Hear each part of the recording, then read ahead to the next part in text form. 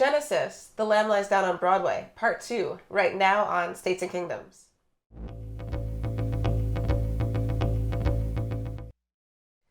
Welcome back to States and Kingdoms. Today we're talking about The Lamb Lies Down on Broadway by Genesis. This is Part 2, so we're talking about the second disc. So, let's talk about it. I think I did the same thing last time. I said the same exact thing. I think you did. Well, we already said in the first part that I love this album. This is basically my first Genesis album that I got really into on my own. Just to sum up, Part 1 has an incredible collection of dramatic, aggressive, angst-ridden, poetic pieces. It sets the stage. It moves the from the story. Cinematically at times, there are a number of things. I mean, this is This is actually, I have to say, this is perhaps, if you really wanted to dive into it, one of the most complicated rock albums. I would try to think of another one. I don't know, because it's not just the music. Yeah, I think of all the things that we've talked about, this has been the most challenging. So side 2, and maybe I'm deranged, but side 2 seems easier to follow the story. The narrative part, just yeah. Which and there's a shift in tone in Part 2, not musically. I mean, very pointedly, even though it opens with a song that sounds similar enough to sort of, songs on part 1, Lily White Lilith. I love this song. The most obvious single. Yeah, it seems like album. The most obvious single. And I would have gone with Lily White Lilith. It's short, it's catchy, it's awesome, it's driving, it's got, I don't know, it's like perfect song. There's also a shift in tone in the way the story progresses. To me, the story becomes more mythic. Almost there's a kind of a dichotomy here. So I'll say this first. The story itself almost starts to read at times almost like a Lewis Carroll story, but certainly more perverse. Yeah. At least a little bit. A little bit. And I find it actually really very interesting. I mean, I would say this is not something it's not an opera where I'm sitting there reading the libretto. You don't need to read the story to enjoy this album at all. No. You really don't. But there is also, as I say, the dichotomy is just between the story and the lyrics, which is actually very unusual. I'd love someone to, if they know of another instance of that, a story being printed and the story providing context for the lyrics being what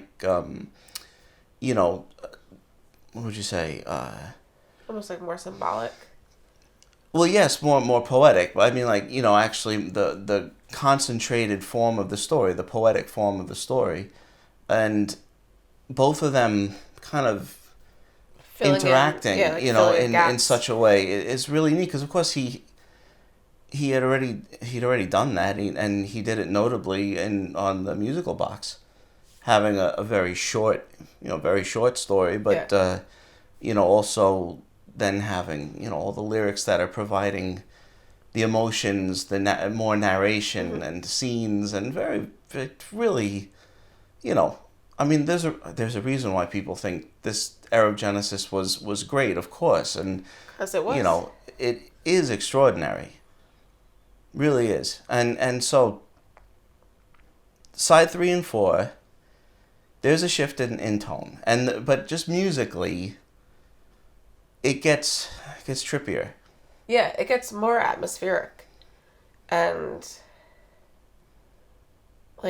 the world, it just opens up, and it's really, it's just really wild and noisy, and the waiting room. I would say the waiting room is such an effective sort of transformative song transformative instrumental You know, Yeah. I mean, telling you what's going on, giving you an idea of what's going on just with the music. As an instrumental, and it's such a unique and like zany sounding one.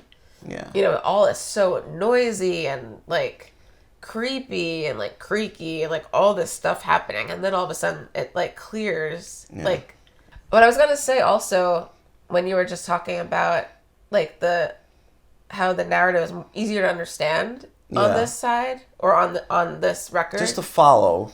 I don't necessarily mean understand. Okay, to follow. To follow. Well, because I was thinking that like all the characters show up Yeah. on the second record. So it's like you've got like almost every song has like actual characters or And named scenes. characters. Yeah, like there's actual, you're visiting people, this person's doing this to you, you're meeting these guys, and it's like, Yeah. or you're like, here's your lady siren snake friends, and that it's all very, it's all like named. It's not as, in its way, it's not as abstract. Yeah, it's not as dense, and really that's where the side 1 and 2 really is dense and angsty, and there's a lot of imagery thrown at you, and you know things move along pretty quickly, and yeah, it is definitely more, it's more surreal. This one is, yeah, it does open up. The music and the story both, you know, they correspond really perfectly. Because if at the end of the first record, he's like picking a way to go, and he goes through the door, Mm-hmm. and then he meets Lily White Lilith, who leads him to the waiting room, Of course. and then out of that space, you know, he meets all these other people. You know, like, I mean, the chunk of This happens every day. It's totally normal. It's totally Talk the normal. dick. It happens every day. I mean, this is what happens in New York in the 70s. Yeah. It was rough. I know. It was a rough place. But songs like the Lamia, the Supernatural, Anesthetist, they really are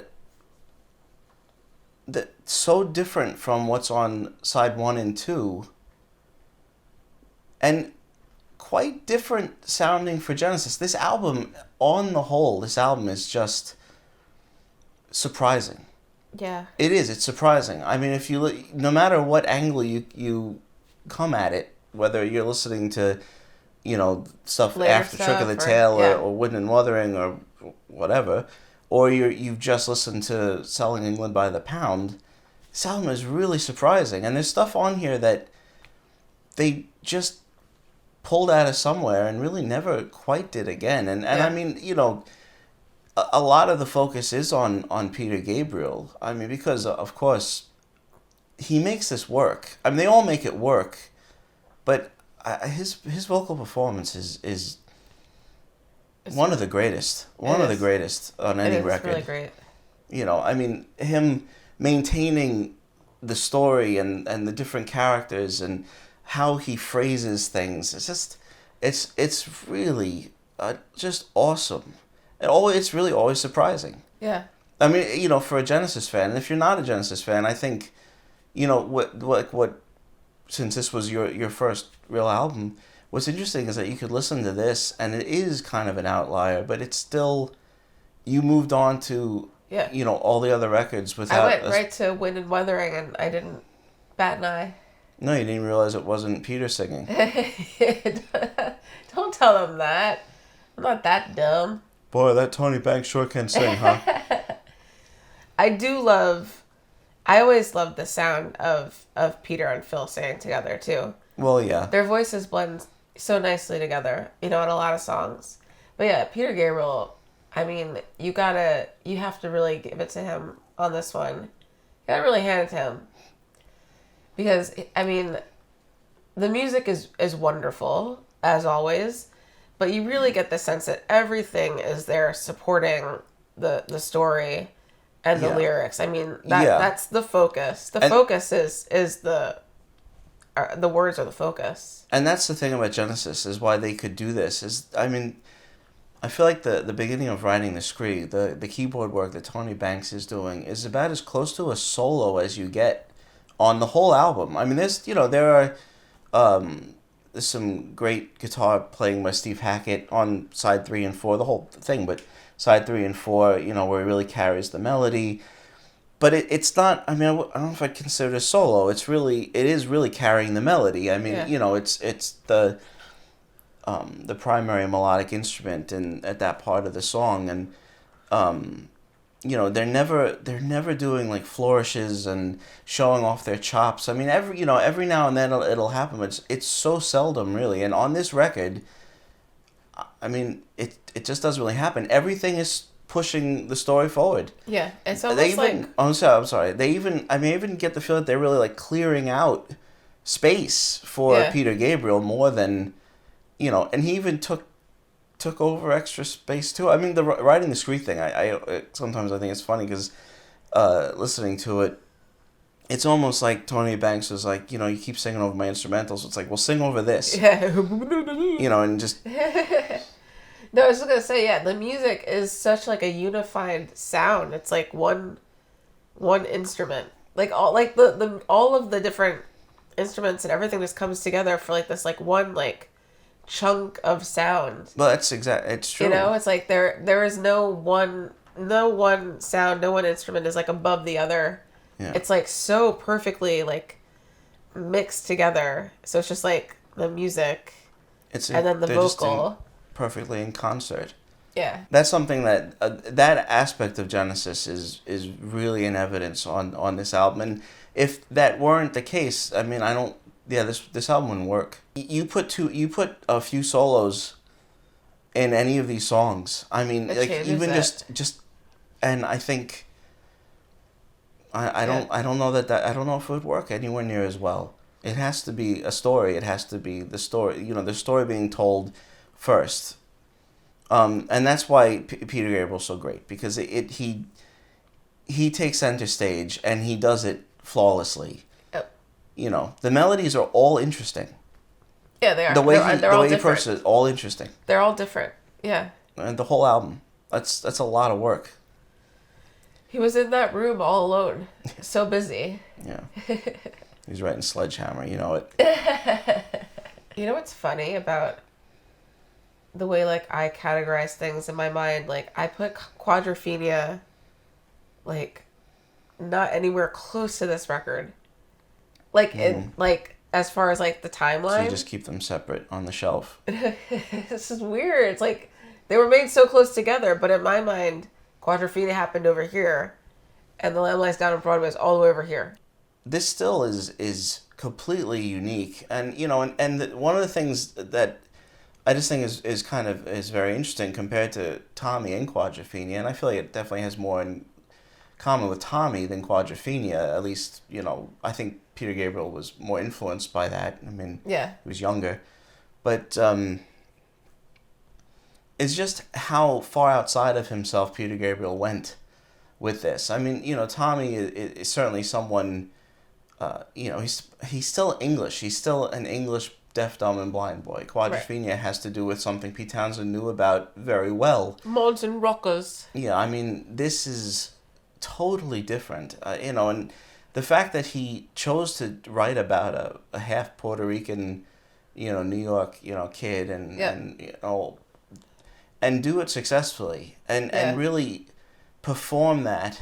And unfortunately, perform that live, but not for anyone really to enjoy, not for posterity to enjoy, at least visually. Yeah, it doesn't seem to be any good footage. So for this whole tour, it was like, Yeah, ephemeral. Anyway, so that's a shame. But I mean, him performing this and I would have loved to see it. Even in it's as the Slipperman. Right. Slipperman. Slipperman sounds like he's Jewish. Slipperman. Abe Slipperman. Iris Slipperman. Yeah, it's incredible. It's an incredible story. I think in the last video I was just saying how I just always found all the imagery and everything that he created just fascinating, and yeah, it was just an enormous undertaking that is absolutely successful. Yeah. And I think one of the things that we wanted to mention was just how interesting it is, as far as like perspective, who's like whose story it is. Like, Rael's the main character, and but sometimes he's not telling the he's story. not. Yeah, there's a narrator, or some kind of third person situation, and right. But it shifts, and in the lyrics it can shift. Yeah. Sometimes it's really ambiguous, and I don't know. It's just something that it's very interesting. And it is written like a film, like a film, a photo play, like very poetic screenplay, and the soundtrack for it, all. I mean, really, it's there's a lot here. There's a lot of absolute brilliance here. It's very inspiring, and it's just one of the best. And it's a lot of fun to listen to. No, really, I love it. I've always loved it. I will always love thing. it. We've been listening to it nonstop, and I'm ready to just keep going. Let's just keep listening. No, I want to listen to We Can't Dance. I'm done with this. Yay!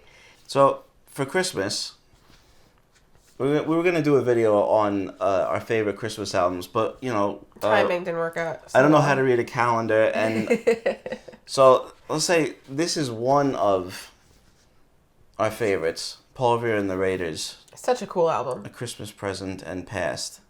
Yeah, Rain, Sleet, and Snow is just an awesome song. It's like my favorite Beck song.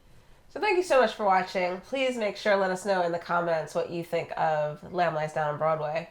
Please make sure to like and subscribe, and stay tuned here at States and Kingdoms for more videos every Monday, Wednesday, and Friday. We'll see you next time.